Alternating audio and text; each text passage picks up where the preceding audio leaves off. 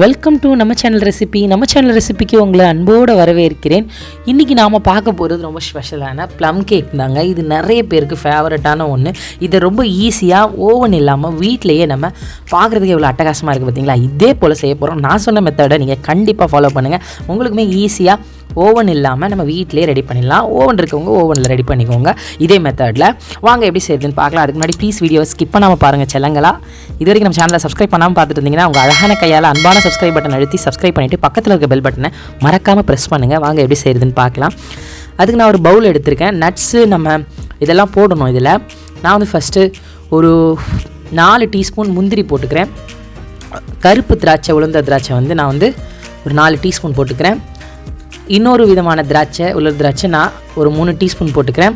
இந்த மாதிரி உங்கள்கிட்ட செரி பழம் இருந்தால் அதை நறுக்கி இந்த மாதிரி போட்டுக்கலாம் ஒரு 2 டீஸ்பூன். அதுக்கப்புறம் டூட்டி ஃப்ரூட்டி நான் போட்டுக்கிறேன் ஒரு 1/4 கப்பு. அது நிறைய இருந்தால் நல்லாயிருக்கும். அதனால் இப்போ ஆரஞ்சு ஜூஸ் நான் வந்து ஒரு 1/2 கப் இதில் ஊற்ற போகிறேன். நீங்கள் ஃப்ரெஷ்ஷாக மேக் பண்ண ஜூஸாக இருந்தாலும் பரவாயில்ல, ஆரஞ்சு ஜூஸ் இல்லை கடையில் வாங்கினதாக இருந்தாலும் பரவாயில்ல, அதை நம்ம ஊற்றிக்கலாம். இது ஒரு நல்ல டேஸ்ட்டை கொடுக்கும் இந்த ப்ளம் கேக்குக்கு.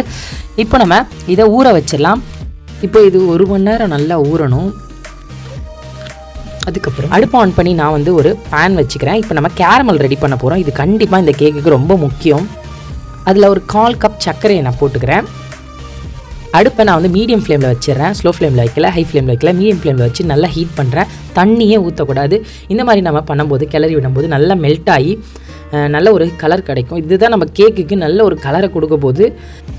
இந்த மாதிரி மாறி நல்லா தேன் கலரில் வரும். தேன் கலரில் இருந்தது தான் நல்ல ஒரு கேரமல் ரெடி பண்ணியிருக்கோன்ற டெக்ஸ்சரு. அதாவது நம்ம வந்து ரொம்ப ஹை ஃப்ளேமில் வச்சு அதை ரொம்ப கருப்பு கலராக ஆக்கிட்டோம்னா கசப்பு வந்துடும். அந்த மாதிரி நம்ம பண்ணக்கூடாது. இப்போ ரெடி ஆகிடுச்சு கேரமல். நம்ம வந்து 1 கப் தண்ணி ஊற்றிக்கிறேன்னா இந்த தண்ணி ஊற்றினோடனே உங்களுக்கு கேரமல் என்னடா கட்டி ஆகிடுச்சுன்னு நினைக்காதீங்க. அதுவுமே நீங்கள் அடுப்பு நம்ம மீடியம் ஃப்ளேமில் வச்சுட்டு இருக்கும்போது அதுவுமே கரைஞ்சி இந்த மாதிரி ரெடி ஆகிடும். அவ்வளோதான். நமக்கு கிட்டத்தட்ட நமக்கு அந்த கேரமல் ஓரளவுக்கு ரொம்ப இல்லாமல் லிக்விடாக ரெடி ஆகிடுச்சு. இப்போ இதை எடுத்து நம்ம ஓரமாக வச்சுக்கலாம். அடுப்பை ஆஃப் பண்ணிடலாம்.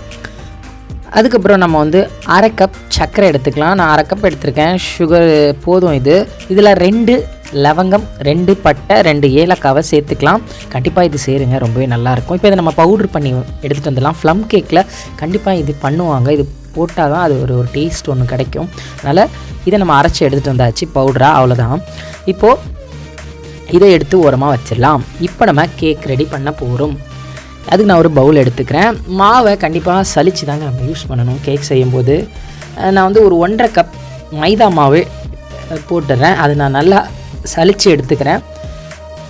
அப்போ உங்களுக்கு கேக்கு இனிமேல் சரியாக வரும். நம்ம சலித்து எடுத்துக்கலாம். 1/2 கப் மைதாவை நான் நல்லா சலித்து எடுத்துக்கிறேன். நல்லா இதை நல்லா இந்த மாதிரி கரண்டி வச்சு பண்ணும்போது சலித்து நமக்கு ஈஸியாக கிடச்சிரும். அவ்வளோதாங்க, நம்ம சலித்து எடுத்தாச்சு. இப்போ இதில் எல்லா பொருளையும் ஆட் பண்ணிடலாம். அது 1/4 டீஸ்பூனுக்கும் குறைவாக, ரொம்ப குறைவாக உப்பு நான் ஆட் பண்ணிக்கிறேன் ஒரு டேஸ்ட்டுக்காக. அதுக்கப்புறம் 1 டீஸ்பூன் பேக்கிங் பவுடர் ஆட் பண்ணிக்கிறேன். 1 டீஸ்பூன் பேக்கிங் சோடா, அதான் ஆப்போ சோடாங்க, இட்லி மாவு தோசை மாவுக்குலாம் போடுவோம்ல, அது 1/4 டீஸ்பூன் அதையும் போட்டுக்கிறேன். நம்ம பவுட்ரு பண்ணி வச்சுருக்கோம் இல்லையா, சுகரு, அந்த பட்டை லவங்கம் அதெல்லாம் போட்டு ஏலக்காலாம், அந்த இதை நம்ம வந்து இதில் போட்டுக்கலாம். அது ஒரு 1/2 கப் இருக்குது. சுகர் கம்மியாகவே போட்டுக்கோங்க, ஏன்னா நட்ஸ்லலாம் சுகர் இருக்கும், அதனால் நமக்கு இனிப்பு போதும். அதுக்கப்புறம் குக்கிங் ஆயில் வந்து ஒரு 1/4 கப் நான் ஊற்றிக்கிறேன். அதுக்கப்புறம் காய்ச்சின பால் அதுவுமே நான் ஒரு 1/4 கப் ஊற்றிக்கிறேன். அதுக்கப்புறம் நம்ம நட்ஸ் ஊற வச்சுருந்தோம் இல்லையா, அது நல்லா ஊறிடுச்சு. அதையும் இதில் நம்ம ஆட் பண்ணிக்கலாம். இப்போது இதில் நம்ம கேரமல் பண்ணி வச்சுருக்கோம் இல்லையா, அதையுமே இதில் இதையும் ஊற்றிட்டு நல்லா கிளறி விட்டுறலாம். இதுதாங்க அந்த கேக்குக்கு நல்ல ஒரு கலரை கொடுக்குறது. அதனால் கண்டிப்பாக இதை நம்ம செய்யணும். இப்போ இதை நல்லா மிக்ஸ் பண்ணிக்கலாம். இப்போ இதை நம்ம நல்லா மிக்ஸ் பண்ணி கொடுத்துக்கலாம். இந்த மாதிரி கொஞ்சம் கூட இடைவிடாமல் நம்ம வந்து ஒரு ரொம்ப நேரம் இல்லை, ஒரு நிமிஷம் நம்ம நல்லா அதை கிளறி கொடுக்குறது ரொம்ப நல்லது. இந்த மாதிரி அதை மிக்ஸ் பண்ணி விட்டுக்கலாம். நல்லா மிக்ஸ் ஆக உங்களுக்கு இனிமேல் கேக்கு நல்ல ஒரு சாஃப்டாக வரும். அதனால் நல்லா அதை கிளறி கொடுத்துட்டு நல்லா அதை கிளறி முடித்தோடனே உங்கள் வீட்டில் இருக்கிற டிஃபன் பாக்ஸாக இருந்தாலும் பரவாயில்ல, கேக் ட்ரேயாக இருந்தாலும் பரவாயில்ல, நான் வந்து என்கிட்ட இருக்கிற கேக் ட்ரேயை எடுத்துக்கிறேன். இது வந்து நம்ம ரெடி ஆகிடுச்சு, மிக்ஸ் பண்ணியாச்சு. இது இருக்கட்டும். கேக் ட்ரே எடுத்துருக்கேன் நான் இன்றைக்கி. டிஃபன் பாக்ஸ் இருந்தால் கூட எடுத்துக்கலாம் சொன்னேன் இல்லையா. இப்போது கேக் ட்ரேயில் நான் 1 டீஸ்பூன் நெய் விட்டுக்கிறேன். பட்டர் ஷீட் இருந்தால் பெட்ரு, பட்டர் ஷீட் நீங்கள் போட்டுக்கோங்க. நான் வந்து நெய் விட்டுட்டு அதை நல்லா ஸ்ப்ரெட் பண்ணி விட்டுக்கிறேன். எல்லா பக்கமும் ஸ்ப்ரெட் பண்ணி விட்டுக்கோங்க. ஏன் தெரியுமா, அப்போ தான் அந்த கேக்கு நல்லா உப்பி வரும்போது கொஞ்சம் கூட ஒட்டாமல் வரும். அதனால் அந்த கார்னர் வரைக்கும் கூட நீங்கள் அந்த ஆயிலோ நெய்யோ தேய்ச்சிட்டு அதை நல்லா இது பண்ணிக்கோங்க. அதுக்கப்புறம் மைதா மாவு நான் அதை லைட்டாக தூவி விட்டுருக்கேன். இந்த மாதிரிலாம் பண்ணால் அந்த கேக்கு கொஞ்சம் கூட ஒட்டாமல் சூப்பராக வரும். அதனால தான். அதுக்கப்புறம் அந்த கலவையை நம்ம இதில் ஊற்றிடலாம். ஊற்றுனதுக்கு அப்புறமா இதை நம்ம லைட்டாக இந்த மாதிரி தட்டி விடலாம். நல்லா போய் செட் ஆகிடும். இதுக்கு மேலே நான் நட்ஸு கொஞ்சம் வைக்கிறேன், சும்மா ஒரு அழகுக்காக பார்க்குறதுக்கு. உங்களுக்கு வேண்டான்னா நீங்கள் அதை ஸ்கிப் பண்ணிடலாம். நான் வந்து சும்மா முந்திரி பருப்பு திராட்சை மேலே வைக்கிறேன். இது ஒரு நல்லாயிருக்கும் பார்க்குறதுக்கு. இப்போ நம்ம அடுப்பு ஆன் பண்ணிக்கலாம். ஃப்ரீ ஹீட் பண்ணிக்கலாம். நம்ம குக்கரில் தான் நான் இன்றைக்கி செய்ய போகிறேன். ஒரு 2 நிமிஷம் மட்டும் ஹீட் பண்ணிவிட்டு அதை அடுப்பை ஸ்லோவில் மாற்றிட்டு அதுக்கப்புறம் இந்த மாதிரி ஸ்டாண்ட் இருந்தால் வச்சுக்கோங்க. இல்லைனா கல் உப்பு கொட்டி அது மேலே நம்ம வந்து ஒரு சின்ன மூடியை கவுத்துனாப்பில் வச்சுக்கலாம். நான் வந்து இந்த ஸ்டாண்டருக்கு வச்சுக்கிறேன். இப்போது அடுப்பை ஃபுல்லாக ஸ்லோ ஃப்ளேமில் வச்சிடலாம். இனிமேல் வந்து ஸ்லோ ஃப்ளேமில் தான் இருக்கும் அடுப்பு. நம்ம குக்கர் மூடி வச்சு மூடலை, இந்த மாதிரி ஒரு நார்மல் மூடி வச்சு அதுக்கு ஆப்டான மூடி வச்சு நான் மூடி சரியாக ஒரு 40 நிமிஷம் இதை நான் வந்து பேக் பண்ணி எடுத்துக்கிறேன். அப்போ தான் சரியான நமக்கு உள்ளே நல்லா வெந்திருக்கும். இப்போ இது நடுவில் திறந்து பார்க்காம, கையை வச்சுட்டு சும்மா இல்லாமல் அப்பப்போ திறந்து பார்க்காம ஒரு 40 நிமிஷம் கழித்து சரியாக அதை திறந்து பார்க்கலாம். நமக்கு சூப்பராக ரெடியாக இருக்கும்.